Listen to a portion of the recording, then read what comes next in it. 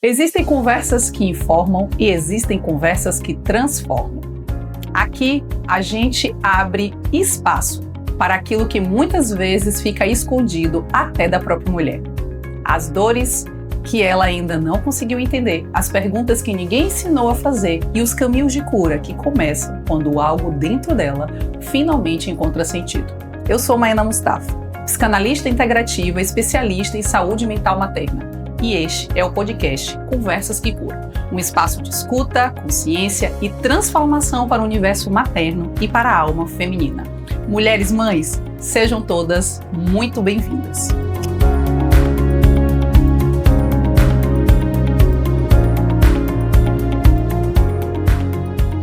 E quando você se torna mãe, a maternidade é apresentada como o momento mais feliz de sua vida.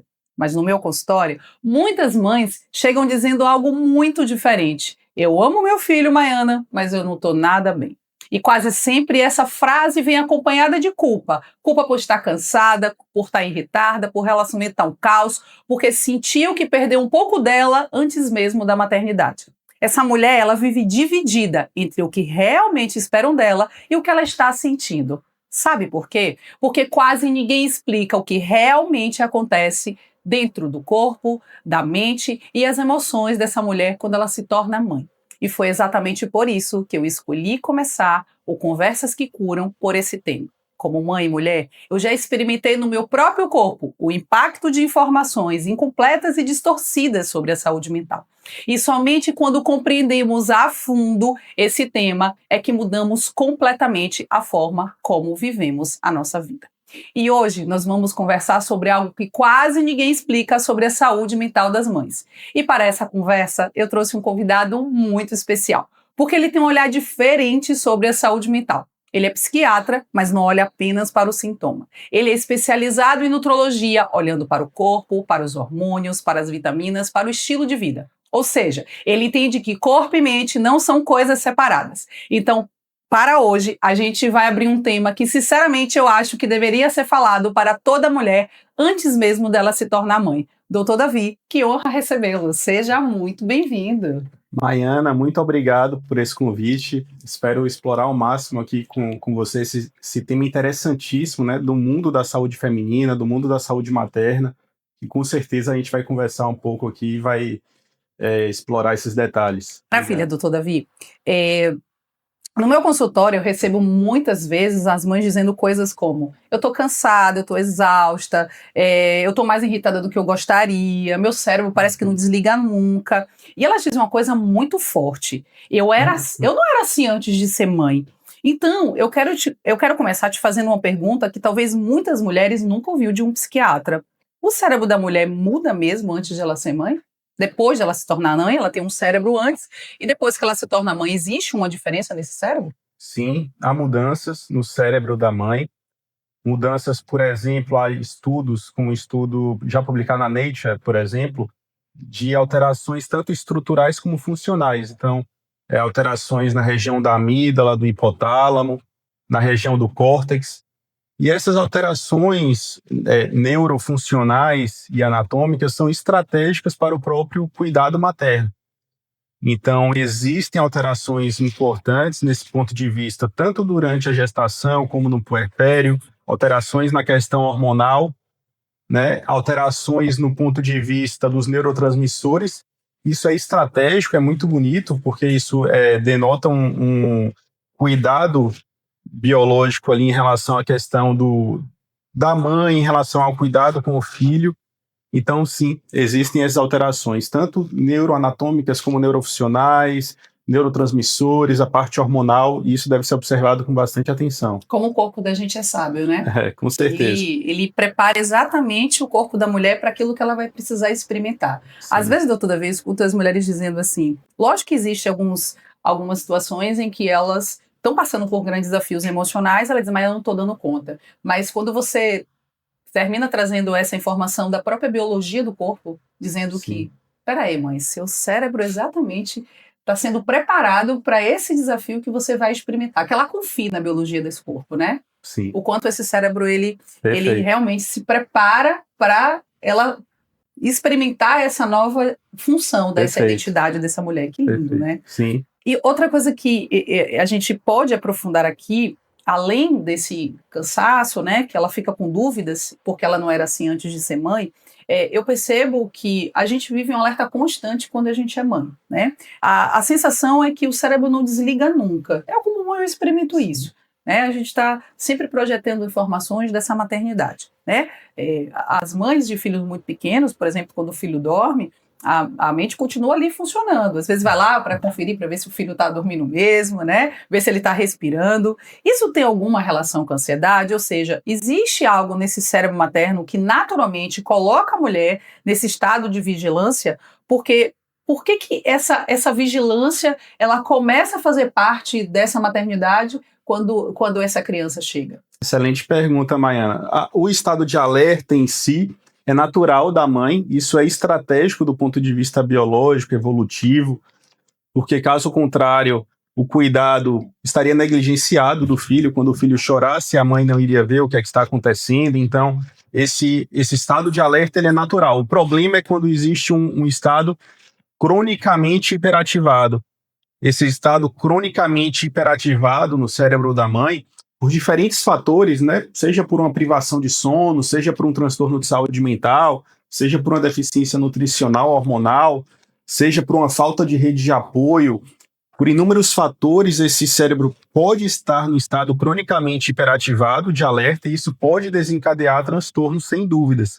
Então, a gente deve definir até onde vai essa normalidade do estado de alerta, que é algo muito bom. Esse estado de alerta é algo muito positivo, mas quando também se torna um problema de saúde. Tem uma dúvida que quando eu recebo as mulheres pós-parto, né, elas estão com as emoções ali alteradas. E muitas têm dúvida, elas já chegam, tem muitas informações na internet, isso facilita até para o reconhecimento dos próprios sintomas, mas eu percebo que existe bastante confusão mesmo, vou usar a palavra confusão com relação a se ver naqueles sintomas e começar a se autodiagnosticar.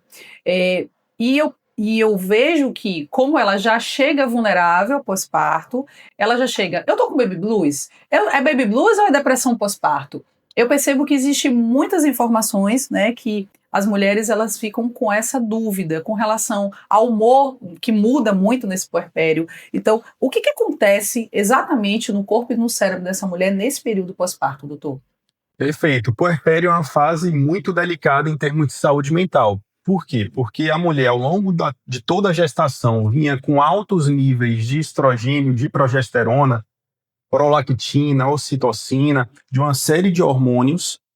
E no puerpério, os hormônios como, por exemplo, estrogênio e progesterona têm uma queda muito brusca.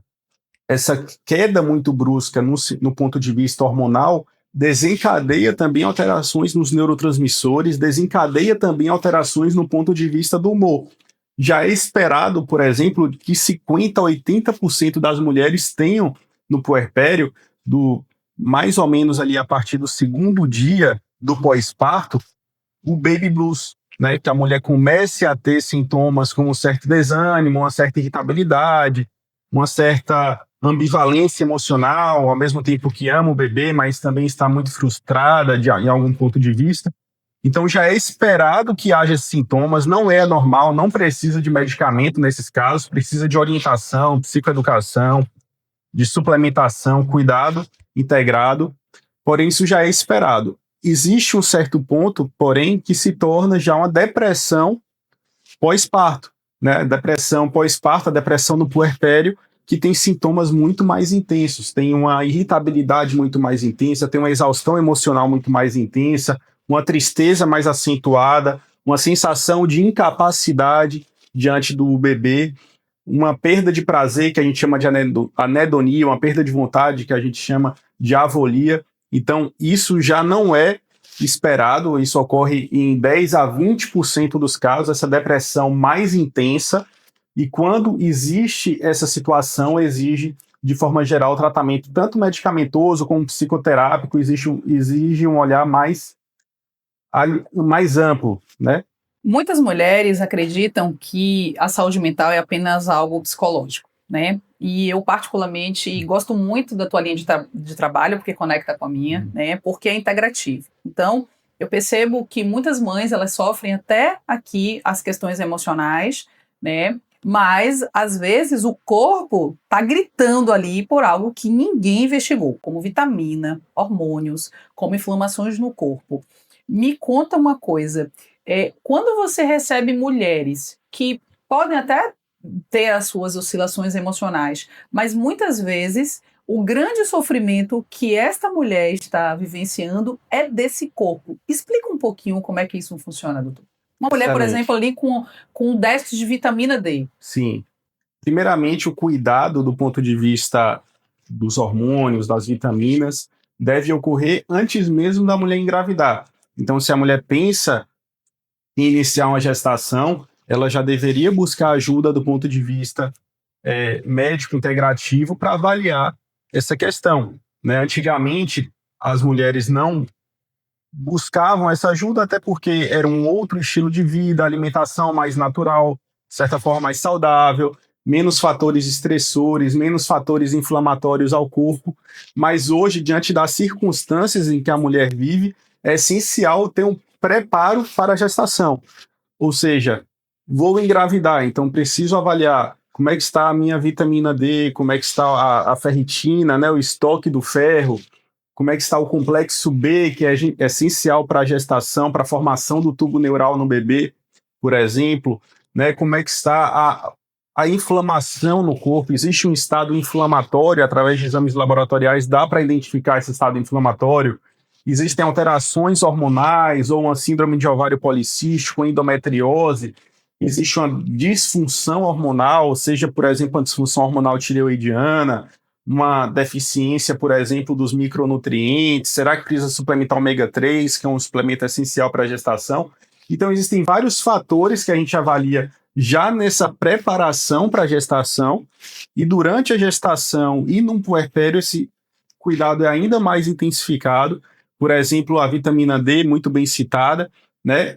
A vitamina D tem diversos estudos correlatos com a gestação, com a saúde do bebê, justamente porque é uma vitamina que não está associada somente à saúde óssea, como antigamente era pensado, mas muito associado também à saúde neurológica e metabólica de forma geral. Então, a vitamina D está envolvido em diversas reações, né, do organismo. Isso precisa ser avaliado com muito cuidado. Existem mulheres, por exemplo, com vitamina D de 20, 25, 30, que começam a gestação, não corrigem esses níveis de vitamina D, começam a ter fadiga, começam a ter um certo desânimo e por aí vai. Né? Então precisa ter esse olhar bem aprofundado sobre essas questões, de preferência antes de iniciar a gestação. Isso termina, às vezes, até confundindo com algum transtorno, né? Sim. Porque certamente você pode pegar em consultório mulheres com déficit de vitaminas, né? Com todos esses sintomas, né? De exaustão, de cansaço, às vezes de irritabilidade, e ela direciona isso apenas para o escopo emocional e, na verdade, pode também, né? E é um ajuste também dentro do corpo. E que eu digo para elas que não deixa de ser um fator emocional, porque quando você se coloca a cuidar do seu corpo, você, né, de alguma forma está trabalhando essa autoestima e esse cuidado consigo mesmo. Perfeito. Né? Já que a gente falou dessa questão da exaustão, eu quero que a gente, né, consiga falar para essa mãe que está assistindo. Então, a mulher, ela sempre diz: Maiana, eu estou sem tempo, eu só vivo irritada, eu estou muito cansada, é uma agenda interminável, né? Minha vida está sempre nesse lugar de parece que eu vou dormir com pendência e acordo com pendência, né? Quando é que esse cansaço ele passa do normal e começa a ter realmente um sinal de que essa saúde mental está comprometida, que realmente precisa, né, buscar um psiquiatra, fazer o acompanhamento terapêutico? Quando é que esse cansaço ele deixa de ser um cansaço normalizado, né, que ela diz eu estou cansada, para realmente um fator que precisa de cuidado? E mais ainda, eu vou só adicionar algo. É normal esse cansaço ou você atribui isso realmente à alimentação, à ausência de vitamina, para que isso fique claro para as mães? Porque eu percebo que existe, é quase um jargão. Eu sou mãe, eu estou cansada. Para a gente começar a desmistificar isso, sabe, doutor? Qual é a sua percepção com relação a isso? Perfeito. Esse cansaço, dentro do cenário atual da mãe moderna, ela já é um cansaço esperado, né? É como um carro tentar correr 100 quilômetros com 2 litros de gasolina. Então, tem tantos afazeres, né? Por exemplo, a empresa é uma sobrecarga imensa em termos de trabalho, uma sobrecarga em termos de cumprir um estilo de vida com atividade física, um sono regrado. E aí vem a questão também do cuidado com o bebê, ou do cuidado com a gestação. Isso tudo associado muitas vezes à falta de uma rede de apoio. E, historicamente, a mulher sempre teve, culturalmente, uma maior rede de apoio, por exemplo, no interior, quando a avó também ajudava, ou quando as vizinhas que também já tinham experiência como mãe ajudavam. Hoje, a mãe ela tem uma questão ali de ser mais solitária, né? Ser um cuidado muito solitário, um cuidado muito individual, muitas vezes dentro de um casamento disfuncional, que piora ainda mais a situação. Então, esse cansaço já é esperado, no entanto, ele tem sinais de alarme que exigem muita atenção. Por exemplo, a avolia, como eu falei, que é a perda da vontade de fazer as coisas, ela deixa de ter vontade de fazer o que ela antes tinha vontade, de fazer uma atividade física, de sair no final de semana, né? Ou a anedonia, ela perde o prazer. Ela antes tinha, por exemplo, um prazer de brincar com o filho, então perde esse prazer, é o que a gente chama de anedonia. Ou, por exemplo, uma sensação de sobrecarga imensa a ponto de ter uma incapacidade de cuidado, o cuidado começa a ser comprometido tanto com ela mesma quanto com o filho. Então, esses sinais de alarme já denotam que não é um simples cansaço, mas é um transtorno. Exige um atendimento, um cuidado psicoterápico, um cuidado médico também. Muitas vezes, tratamento medicamentoso, outras vezes apenas um ajuste de suplementação, ajustes hormonais, ajustes no sentido da nutrição, por exemplo, na meta de proteína, que é essencial para a saúde mental também, o quanto de proteína essa mulher ingere diariamente, né? Por exemplo, no ponto de vista do sono, será que tem uma apneia do sono? Precisa fazer uma polissonografia? Ou será que tem uma alteração anatômica, um bruxismo, que desencadeia uma fadiga também, uma dor de cabeça? Então, muitas vezes são causas corrigíveis, outras vezes são causas que exigem um tratamento mais intenso. E qual é o primeiro passo para as mães que estão assistindo a gente aqui? Para ela começar a recuperar uma saúde mental, por exemplo, que está ali debilitada. O primeiro passo é buscar ajuda, seja, por exemplo, da psicóloga, seja do médico, uma ajuda especializada e que a veja de forma integral. Não pode ser uma consulta rápida de 10, 15 minutos para prescrever um antidepressivo. Então, essa mãe é o que eu chamo do back to basics, voltar ao básico, né? Então, essa mãe precisa ser revisada integralmente na sua saúde. Como é que estão os níveis de vitaminas, como é que está o estilo de vida, como é que está a qualidade de sono.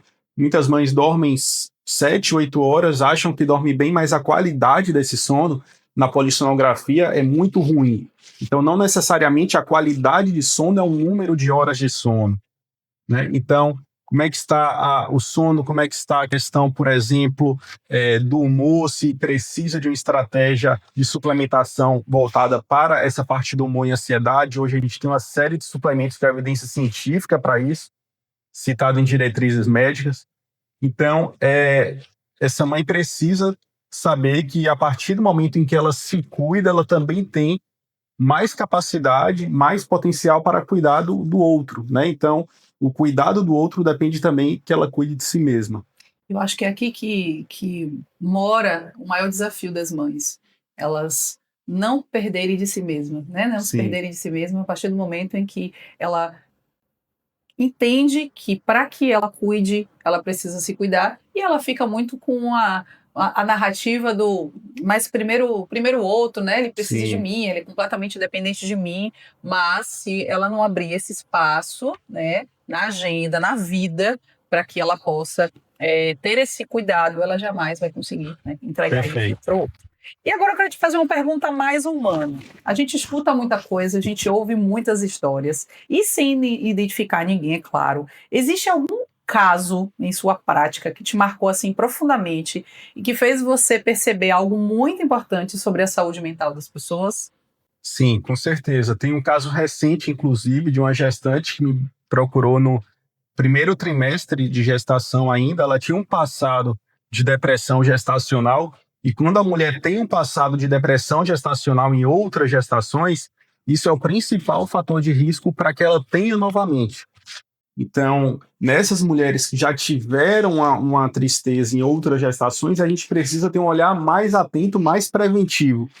Então, essa mãe me buscou com sintomas muito significativos no primeiro trimestre da gestação, com sintomas clássicos de depressão, uma avolia, a perda da vontade, anedonia, a perda do prazer, uma sensação completa de frustração, de falta de desejo de prosseguir até mesmo com a gestação, apesar de ter uma ambivalência emocional ali em relação àquela gestação. Ao mesmo tempo, ela queria e ela não queria, então estava tudo enquadrado dentro de um transtorno depressivo. E nas outras gestações, ela já havia utilizado uma série de antidepressivos, né? Sem uma resposta adequada. A gente sabe, por exemplo, que existe antidepressivo seguro para a gestação, como a sertralina, por exemplo, que é um inibidor da recaptação da serotonina. Ele aumenta a serotonina no cérebro e é aprovado para a gestação, mas muitas vezes não é suficiente. Muitas vezes a mulher está com tantas disfunções do ponto de vista hormonal, com tantas disfunções do ponto de vista nutricional, uma apneia do sono, uma ferritina de 30, uma vitamina D de 20, uma vitamina B12 de 250, e os médicos avaliam, muitas vezes não solicitam esses exames ou dizem que os exames estão normais. E a partir do momento em que essa gestante que me buscou fez esse trabalho integrado de mudança de estilo de vida, uma suplementação adequada, por exemplo, o ômega 3 que eu citei, é muito interessante para o humor na gestação, ômega 3 em doses maiores, ou por exemplo, a questão do complexo B, né? Isso sempre com o auxílio de um profissional, porque não é todo suplemento que pode usar na gestação, existem muitos suplementos que são contraindicados. Então, o caso dessa mãe me marcou muito, porque ela teve uma melhora muito significativa do humor, baseado nessa abordagem integrativa que ela nunca tinha tido antes. Então, ela, a partir ali já do segundo trimestre, no terceiro trimestre, estava ótima, prosseguiu a gestação com muita saúde. Então, foi um caso que me marcou bastante. Uma coisa que eu gosto de falar para as mães em sete terapêutico é o seguinte: se você já experimenta desafios na sua vida, no ambiente que você escolheu estar, olha o que eu falei, ambiente que você escolheu estar, porque as relações que você tem hoje, você escolhe estar nesse lugar. Se você já vive os desafios desses ambientes que você circula, adicionado a esse corpo que pode não estar suplementado com o que ele precisa, imagine como você está funcionando todos os dias. Então, esse cansaço, essa ausência de prazer, esse não aguento mais essa vida que eu estou experimentando, ele pode vir carregado muito desse corpo e dessa mente que hoje a tratativa, se não for, né, olhando para uma abordagem integrativa, te olham sim, ou com o corpo ou com a mente. E que particularmente funciona, e eu vejo muitos casos de mulheres que evoluem sua saúde mental exatamente quando ela faz a integração do corpo e da mente. Quando ela olha e vai avaliar quais são os padrões que ela obteve durante a vida. Então, emocionais que ela teve durante a vida. Então, quando o doutor Davi fala assim, se você já teve uma tristeza antes, peraí, é para você parar, é um sinal de alerta que você precisa parar e olhar para isso com muito carinho, né? Não somente investigar que ambiente é esse que você está, que está levando para uma grande frustração, para uma grande tristeza, mas vamos buscar a ajuda desse corpo para lidar melhor com tudo que você vai experimentar ao longo da gestação. E gestação, eu gosto de dizer, viu, doutor Davi, que ela é uma abertura, assim, de um portal na maternidade. A maternidade, para mim, é uma abertura de portal e diz a mulher assim, ó, seja muito bem-vinda e você agora vai mergulhar em algo que você nunca experimentou na vida. E você vai repassar, inclusive, todas as fases, né, que você passou com a sua própria mãe. Né? Então, o corpo tem que estar preparado, você precisa saber histórias de vida da sua família, né? De se sua mãe teve depressão pós-parto, a história de sua avó, isso é muito importante, inclusive, quando você procura um médico e leva todas as informações, porque ele termina sendo mais assertivo aqui na condução. E para a gente finalizar, se existe aí uma mãe, né, que está ouvindo a gente agora e que pudesse ouvir apenas uma verdade que mudasse a vida dela. O que você gostaria de contribuir de informação aqui, para que ela pudesse, a partir dessa informação, realizar uma transformação na maternidade dela?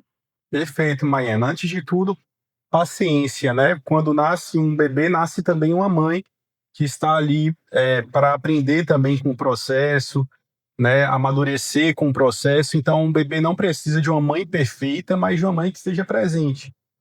E existem pilares que podem ajudar para que esse processo seja mais suave, mais tranquilo, né? Por exemplo, uma coerência de valores.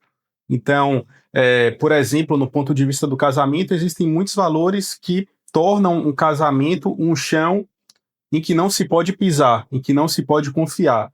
Questão dos relacionamentos líquidos, né? Que são trocados como se trocasse de celular. Então, a coerência de valores na família é um ponto que é básico na questão da maternidade. Quais valores eu vou buscar para minha família, o que é que eu vou buscar para o meu relacionamento, como o meu bebê também depende de que meu relacionamento esteja sólido. Então, essa questão é fundamental. Né? A questão existe uma questão muito comum do casal se negligenciar quando nasce um bebê. E quando o casal se negligencia no ponto de vista do relacionamento amoroso, no fundo, esse bebê também é negligenciado. Né? Então, o segundo ponto seria a questão também do voltar ao básico, né? Do que eu falei do back to basics em inglês, que significa revisar como é que está a estrutura ali hormonal, nutricional, estilo de vida, porque muitas vezes corrigindo o básico, o próprio processo de cuidar do filho, o próprio processo da maternidade vai ser muito mais fácil também. E o terceiro ponto, acho que é presença, como eu falei, né? Porque mesmo com as imperfeições na criação, né, que é normal ir aprendendo aos pouquinhos como é que se cria, como é que faz isso, como é que faz aquilo, mas estando presente, criando rituais em família, por exemplo, a refeição juntos, né? Ou, por exemplo, um momento ali da semana em que estejam totalmente voltados ao outro, né? Buscando atividades com presença. Essa presença em família torna também um ambiente muito mais saudável, muito mais harmonioso. Então, acho que perpassando para esses pontos e tendo paciência, né, consigo mesma, esse processo vai se tornar muito mais fácil. Você trouxe uma palavra que eu acredito que ela é muito presente no consultório, né? Acredito que no meu e no seu. Presença. Você tem percebido quanto as pessoas elas estão sozinhas, né? A Com casa está certeza. cheia de gente às vezes, mas por dentro ela se sente sozinha porque a gente tem perdido o conceito de presença. Você falou relacionamentos líquidos. É esse relacionamento que eu estou aqui com você, mas eu não estou aqui com você, né? Esse estado de presença que a gente tem perdido ao longo da humanidade. Você trouxe o exemplo, antigamente as mulheres elas tinham uma rede de apoio melhor, Uhum. era a vizinha, né, era Sim. alguém aqui da comunidade, né? A gente atribui muito isso à nossa ancestralidade indígena. Elas cuidavam, né, de um Perfeito. bebê todos juntos. Então, quando a Perfeito. gente recebe aqui, né, ali a introdução da cultura portuguesa, você vê que começa a quebrar um pouco mais isso, né? Que entra ali agora né, alguém que comanda, né? Uma outra mulher que comanda, uma mulher branca que vai comandar aqui, né? Aquela índia, aquela escrava, isso já termina criando aqui aquela competitividade de mulheres e isso vai isolando essa mãe. Então, essa paciência ela é importante com você, né, mãe? Com você, mãe. Não, quando eu digo lá em sete terapêutico, tenha compaixão por si mesma, porque se você não tiver amor por si mesma, ninguém vai ter. Então eu convido essa mãe muito a olhar o que ela introjetou sobre o próprio cuidado dela, né? Então a paciência sobre o teu processo, você não é igual à sua coleguinha, a sua coleguinha é diferente de você, a vizinha, a colega do grupo da escola do teu filho. Então, cada uma tem a tua individualidade.